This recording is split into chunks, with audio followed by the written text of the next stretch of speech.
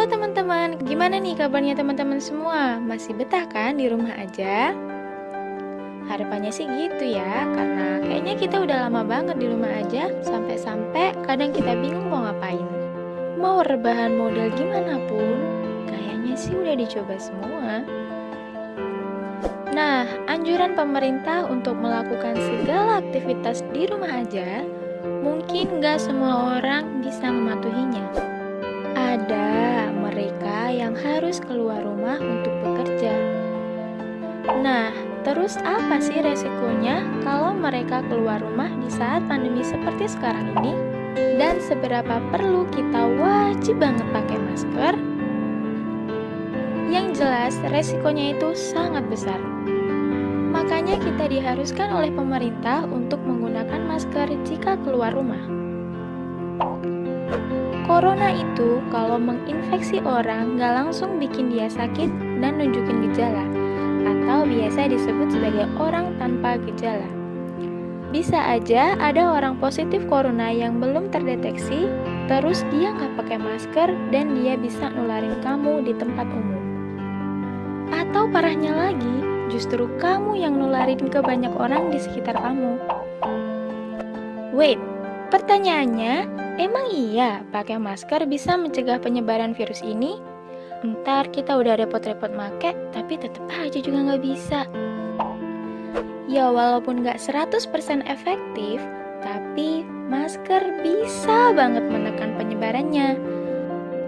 Soalnya corona itu menyebar melalui air liur, dan masker membantu banget untuk menghalangi mereka. Tapi seperti yang bisa kita rasakan bersama, kita udah susah banget nemuin masker yang biasa kita pakai sebelum adanya pandemi ini. Ya, masker yang berwarna hijau itu.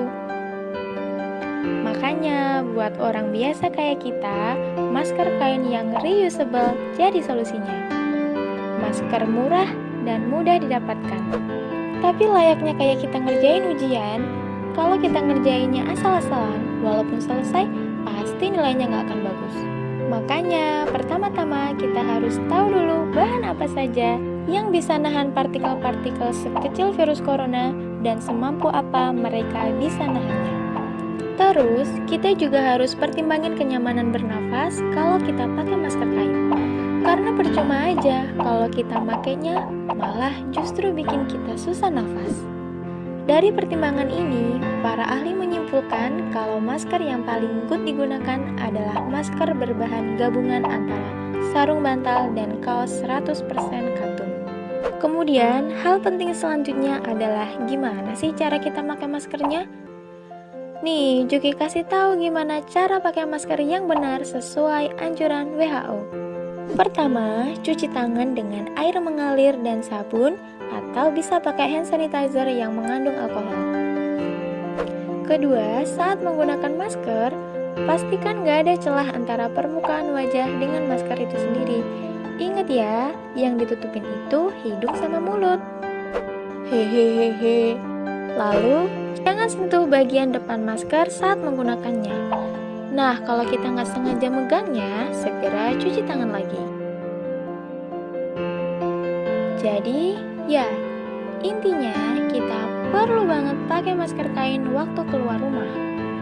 Nah, sebaiknya satu orang memiliki seminimal-minimalnya 2 masker. Jadi, makanya bisa ganti-gantian. Oh iya, masker kain juga sebaiknya tidak digunakan melebihi 4 jam. Kalau kita nggak hati-hati, semuanya bisa jadi korban. Dan nggak mau kan kalau orang-orang yang kita sayangi ikut-ikutan kena juga. Nah, saat ini tujuan kita harus sama, yaitu melindungi satu sama lain. Oke, sekian dulu info dari si Juki mengenai pentingnya pakai masker. Semoga video ini bermanfaat untuk kita semua. Dan jangan malas untuk terus pakai masker kalau kita terpaksa harus keluar rumah.